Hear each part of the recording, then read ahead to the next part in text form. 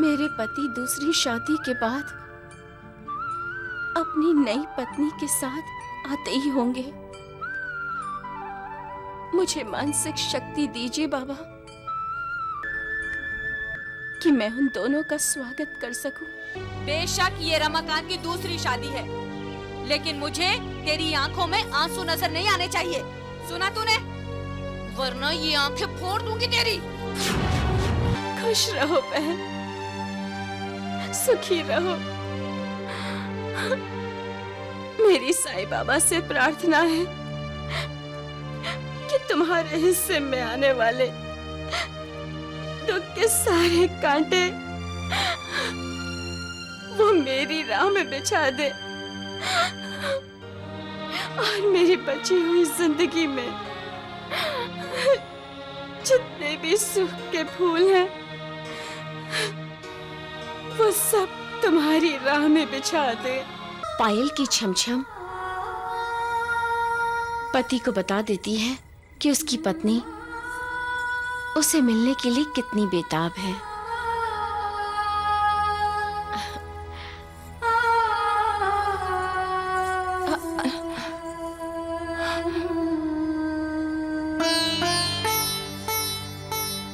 सचमुच तुम बहुत खूबसूरत हो।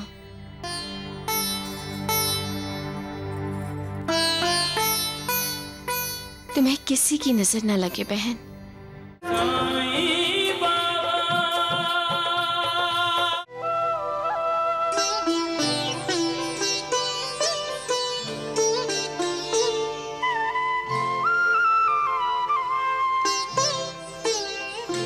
ओम जय साईनाथ, जय साईनाथ। आदि न अंत तुम्हारा, तुम्हें श्रद्धा नमन हमारा। ओम जय साईनाथ, जय साईनाथ। आदि न अंत तुम्हारा, तुम्हें श्रद्धा नमन हमारा।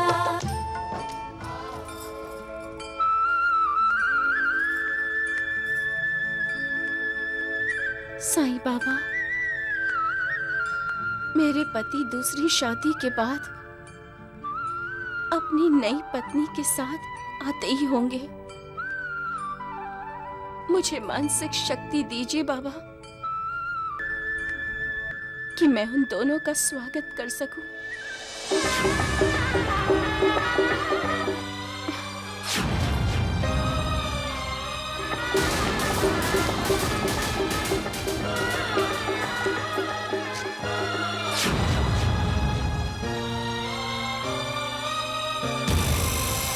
बहू, मेरे बेटे की शादी हुई है। ये मेरे लिए और इस घर के लिए बहुत ही खुशी की बात है, और तू रो रही है? बेशक ये रमाकांत की दूसरी शादी है, लेकिन मुझे तेरी आंखों में आंसू नजर नहीं आने चाहिए। सुना तूने? वरना ये आंखें फोड़ दूंगी तेरी। चल।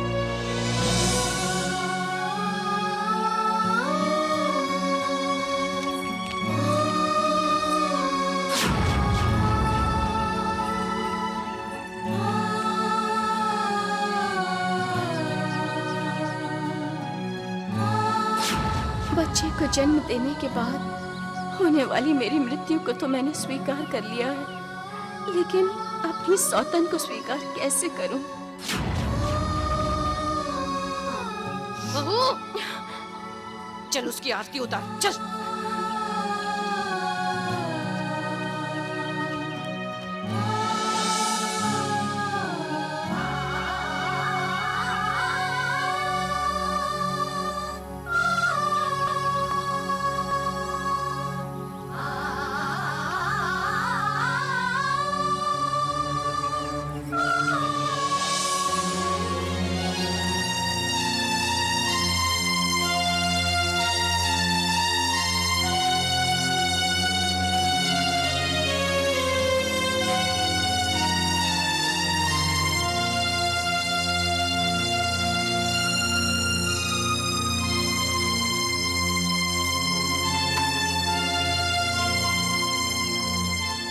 आओ बहन।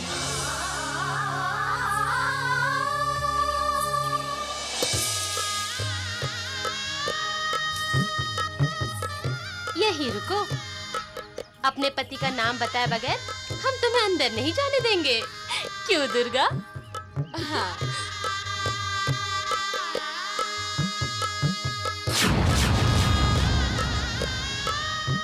शादी में मैंने वचन दिया है कि मैं सुख दुख में इनका साथ दूंगी।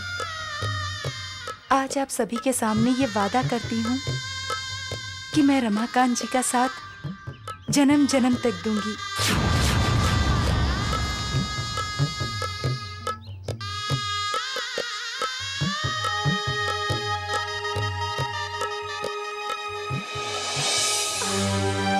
खुश रहो बहन, सुखी रहो।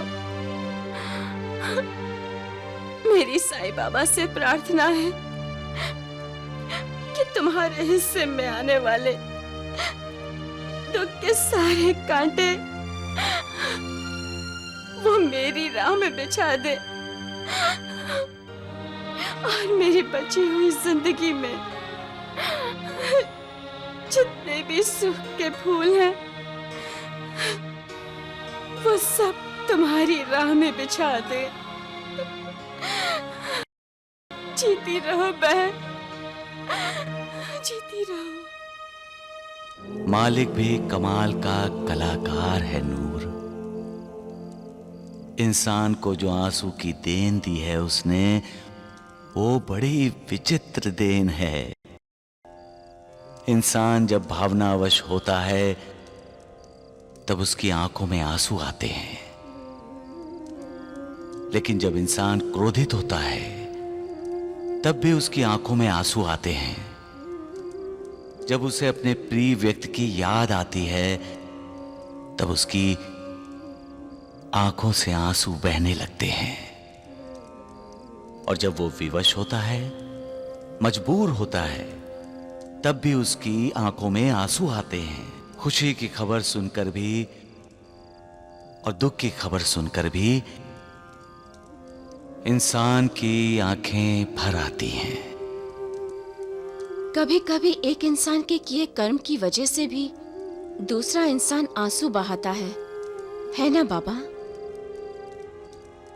अपने भक्तों को दुखी देखकर भगवान की आंखें भी भर आती है। महालसापति, ये आंसू इंसान और मालिक के बीच की महत्वपूर्ण कड़ी है। गंगा जल की तरह पवित्र आंसू इंसान के पापों को धोकर इंसान को मालिक की शरण में ले जाते हैं।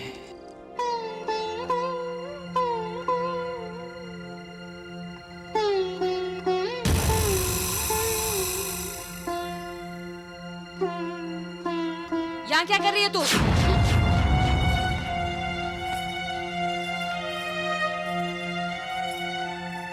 जी तुम्हें पता नहीं आज रमाकांत और कमला की सुहागरात है, और आज से ये कमरा रमाकांत और कमला का है, तुम्हारा नहीं।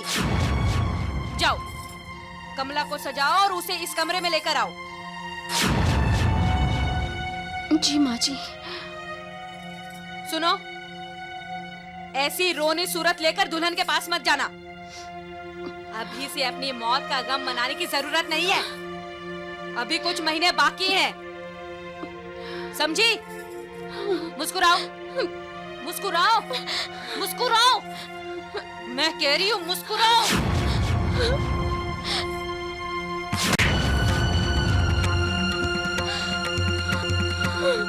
कहा था ना तुमसे कि आंसू मत बहाना, कहा था ना?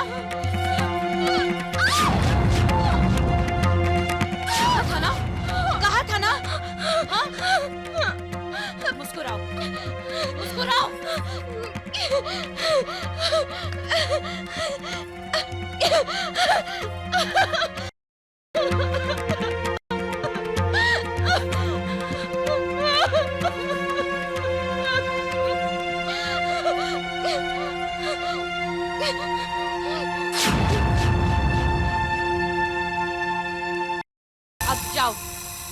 अब जाओ दुल्हन के पास और फिर कभी इस कमरे में मत आना।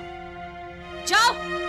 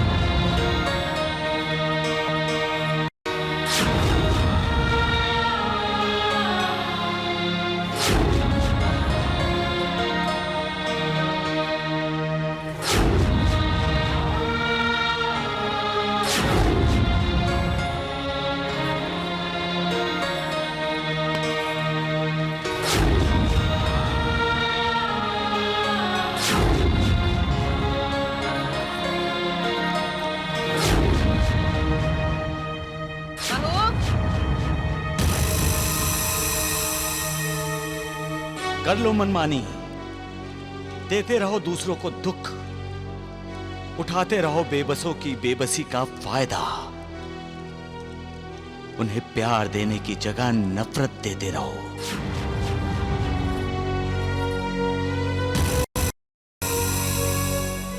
दूसरों की आंखों में आंसू देखकर आज तुम मुस्कुरा रहे हो, लेकिन अगले पल क्या होने वाला है इससे तुम अनजान हो।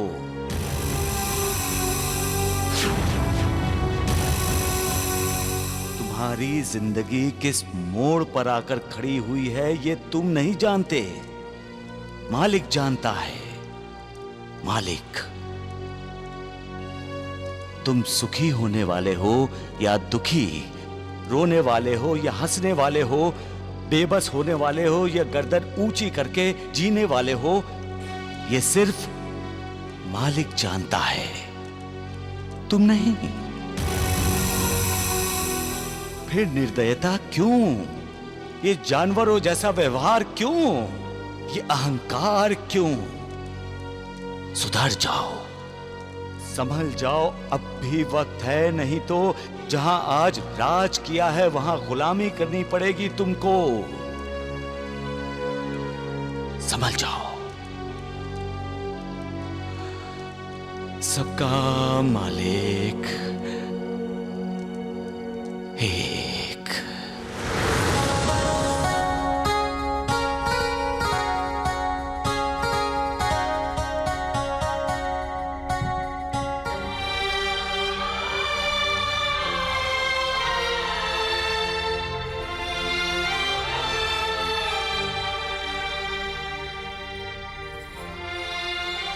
बैठो बहन, बैठो।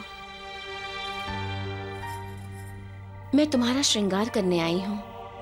तुम्हारी सुहागरात है ना?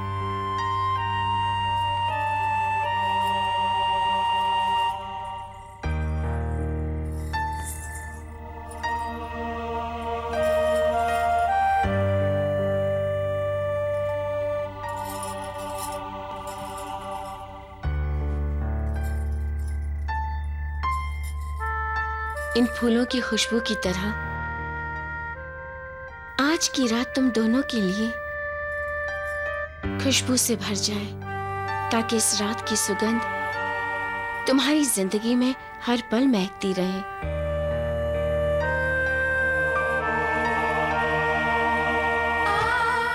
पायल तो पहननी ही चाहिए। पायल की छमछम पति को बता देती है कि उसकी पत्नी उसे मिलने के लिए कितनी बेताब है।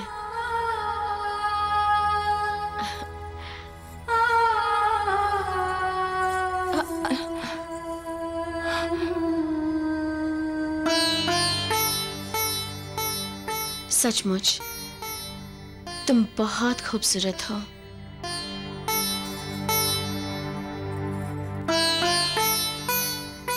तुम्हें किसी की नजर न लगे बहन, मेरी भी नहीं। बहन, तुम उन्हें बहुत प्यार देना, उन्हें खुश करना, उन्हें सुखी करना। वो भी तुम्हें बहुत प्यार देंगे, आपसे भी ज्यादा। हाँ, मुझसे भी ज्यादा।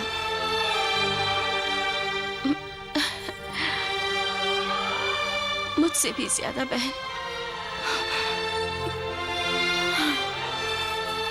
चलो बहन, मैं तुम्हें उनके कमरे तक ले जाती हूँ। कहते हैं सुहाग रात का एक पल भी गंवाना नए दुल्हा दुल्हन के लिए अपराध है। अरे इस मैना ने तो बहुत देर कर दी। अभी तक दुल्हन को सजाया कि नहीं? मैं खुद जाकर देखती हूँ। अरे चलो। बड़ी बहू, दुल्हन को सजाया नहीं अभी तक? सजा दिया माँ जी। अष्टपुत्र सौभाग्यवती भव। जाओ, ले जाओ। चलो।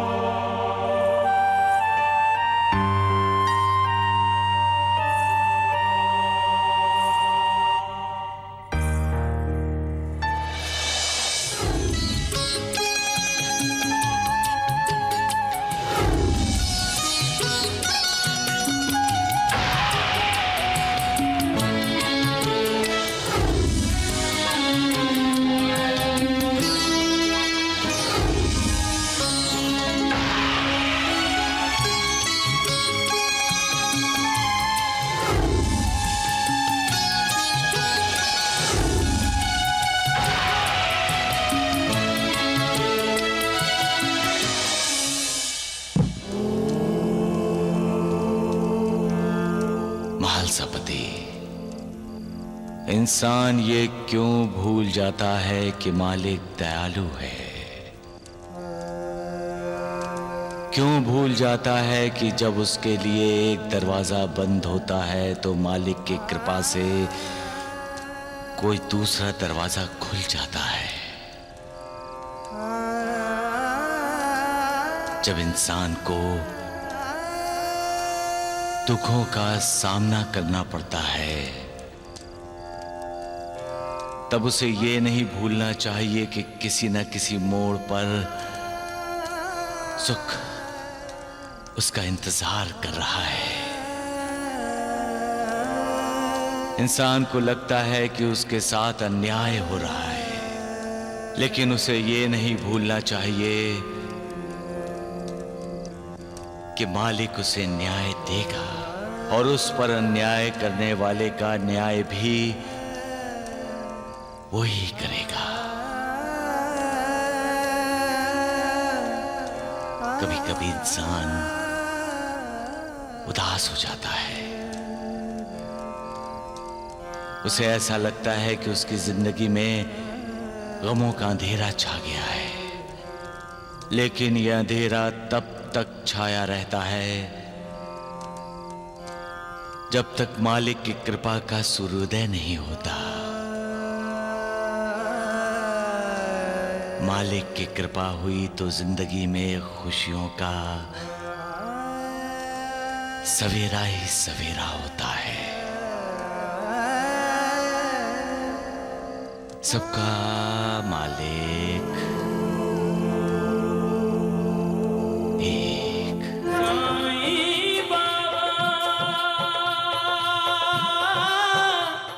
साईं बाबा ने आपको कौन सी प्रेरणा दी है? नानी, मैं चाहता हूं कि मैना ताई के ससुराल में पैसे भेज दें। हमें ये तो पता चल ही चुका है नानी कि मैना बेटी की सास लालची है। कहीं ऐसा ना हो कि वो अपने नई दुल्हन को लाड़ लड़ाए और मेरी बेटी मैना को तकलीफें दे। मैं तुम्हारे गांव में आने ही वाला था तो नाना साहब बोले मैं तुम्हें 200 रुपए दे दूं।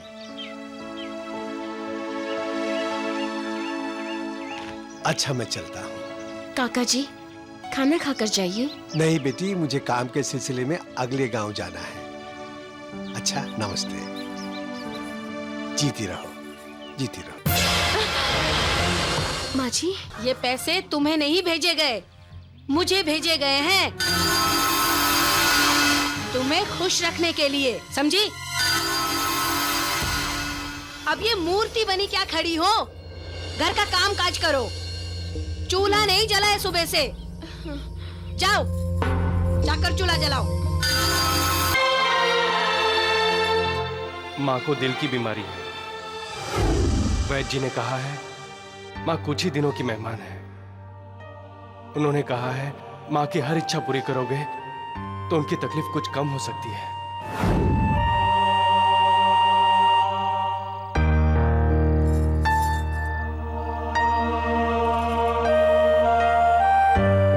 मुझे सासू माँ की बीमारी की पूरी जानकारी हासिल करनी होगी।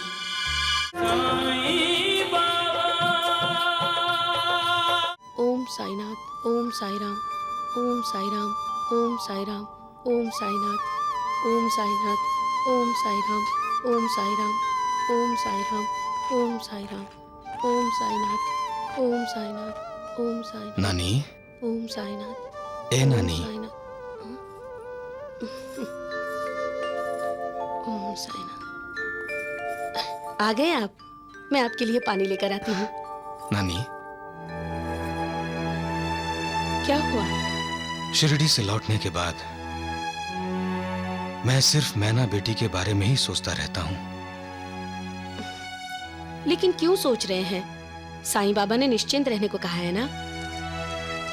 नानी, हमें कुछ करने की प्रेरणा साईं बाबा से ही मिलती है ना? तो मुझे भी बताइए, साईं बाबा ने आपको कौन सी प्रेरणा दी है?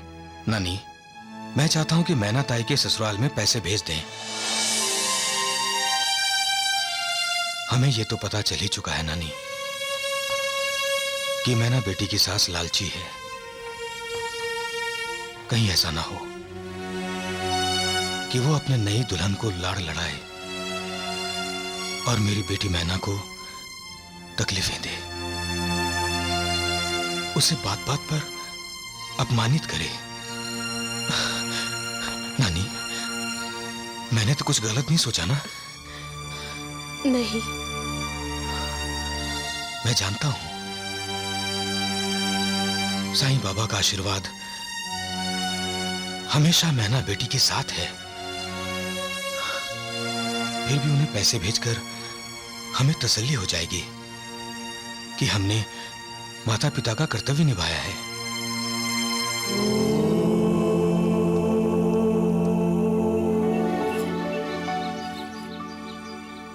मैं तुम्हारे गांव में आने ही वाला था तो नाना साहब बोले मैं तुम्हें 200 रुपए दे दूं।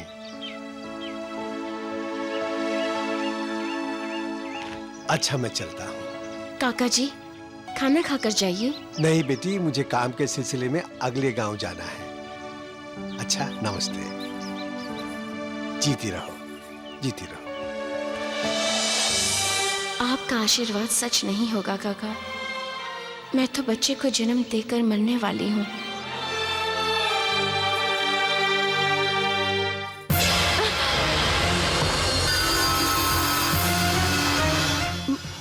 माँ जी,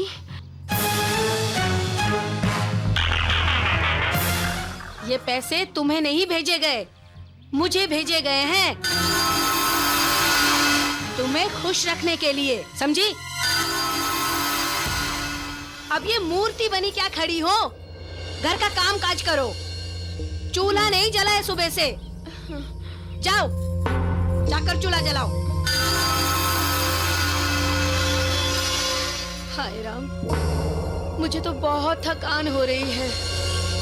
हाँ, वैसे भी वैद्य जी ने मुझे आराम करने को कहा है तो मैं आराम करती हूँ।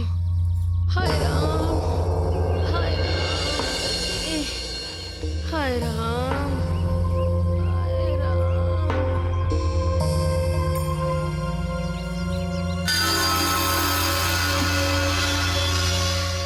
सासू माँ दीदी के पीछे क्यों पड़ी रहती हैं?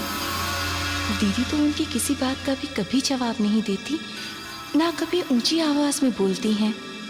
और ये बीमारी क्या है सासू माँ को?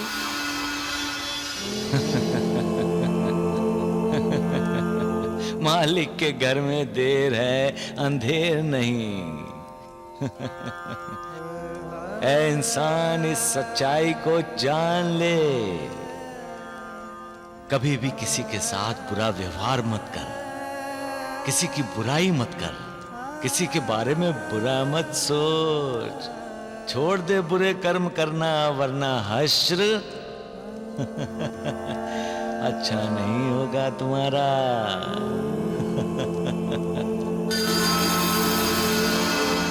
तू नहीं जानता, तेरी उल्टी गिनती शुरू हो गई है।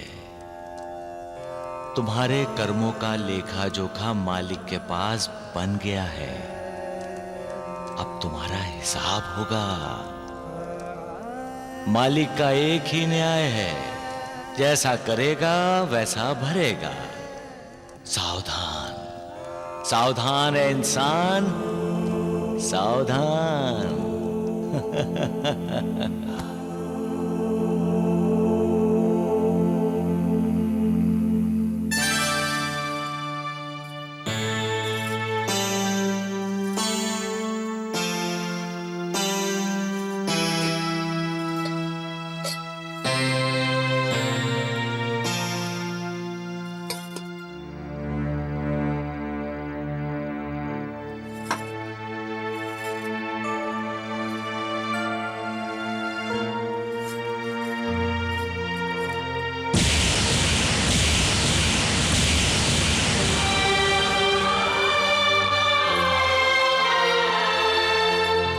माँ को दिल की बीमारी है। वैद्य जी ने कहा है माँ कुछ ही दिनों की मेहमान है। उन्होंने कहा है माँ की हर इच्छा पूरी करोगे तो उनकी तकलीफ कुछ कम हो सकती है।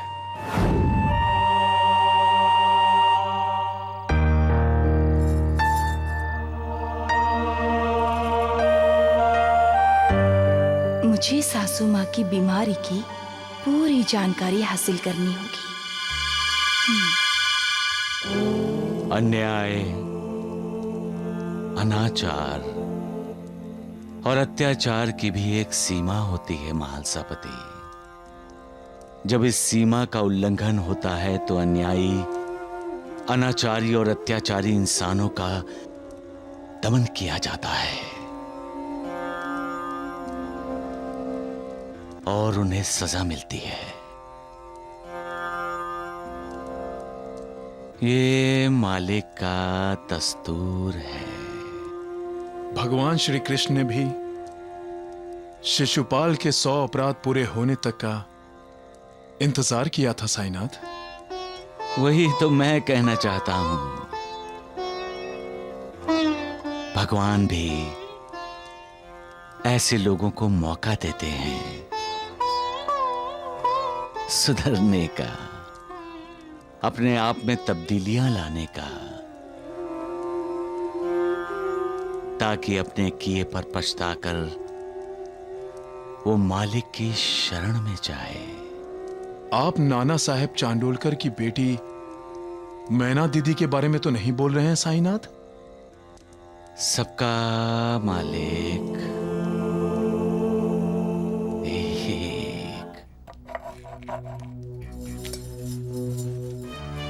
वैद काका जल्दी चलिए, शायद सासू माँ को दिल का दौरा पड़ा है। दिल का दौरा? क्यों?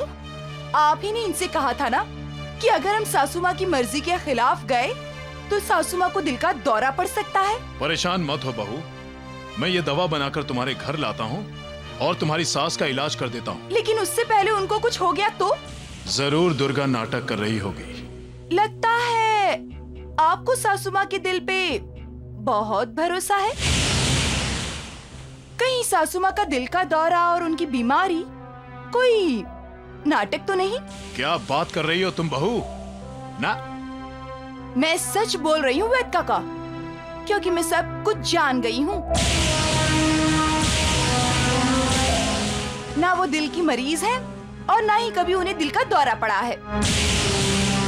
वैद काका, आपके झूठ बोलने की वजह से मैना दीदी को दुख सहना पड़ता है। सासू माँ दीदी को बहुत सताती हैं। दीदी?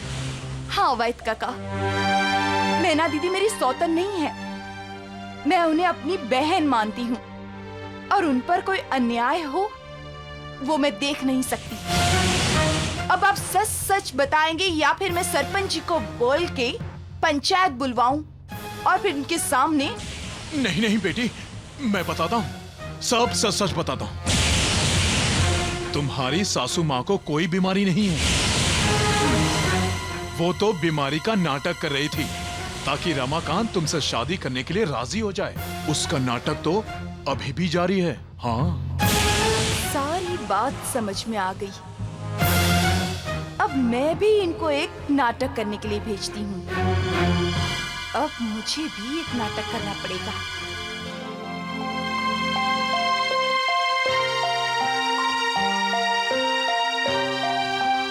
आइए आइए वैद्य जी, देखिए।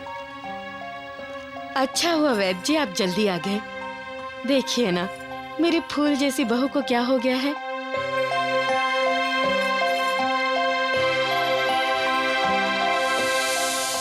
ये सब अशुभ बातें मेरी इस मनहूस बहू की वजह से हो रही हैं। वैद्य काका, कमला ठीक है ना?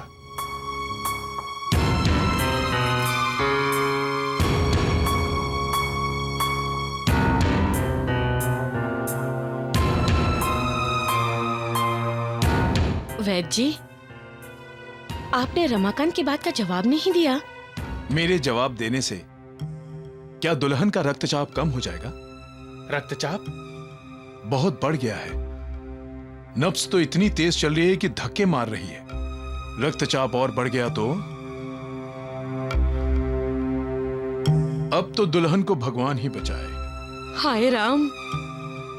वैद्य काका, कोई उपाय, कोई दवा? आराम, सिर्फ आराम। बड़ी बहू, तू समझ गई ना? दवा तो मैंने दिला ही दी है, लेकिन दुल्हन को कोई मानसिक तकलीफ नहीं होनी चाहिए, जरा सा भी नहीं, क्योंकि किसी भी तरह का तनाव दुल्हन के स्वास्थ्य के लिए हानिकारक है। अच्छा, मैं चलता हूं। वैद्य काका, अब कौन सा नाटक करने के लिए कह रही हो मुझे? अब आप आ ही गए हैं तो जरा माँ जी की तरफ भी ध्यान दीजिए। जैसा बताया है वैसा करने में ही आपकी भलाई है वैद्य काका। माँ जी, आप लेट जाइए। लेटिए माँ जी। देखा, कितनी चिंता है छोटी बहू को मेरी। और एक ये है मनहूस कहीं की।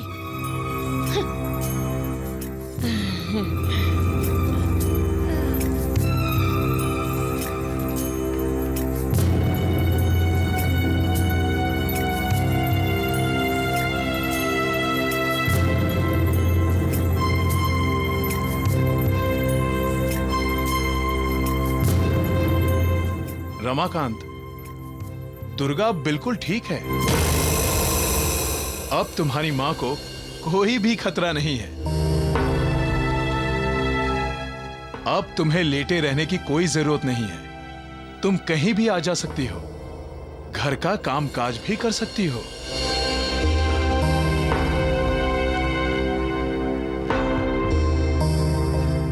मुझे अब जल्दी से यहां से निकल जाना चाहिए, वरना दुल्हन मुझे कोई और नाटक करने के लिए मजबूर कर देगी। माँ, अब तुम बीमार नहीं हो। तुम्हें खुशी नहीं हुई है जानकर?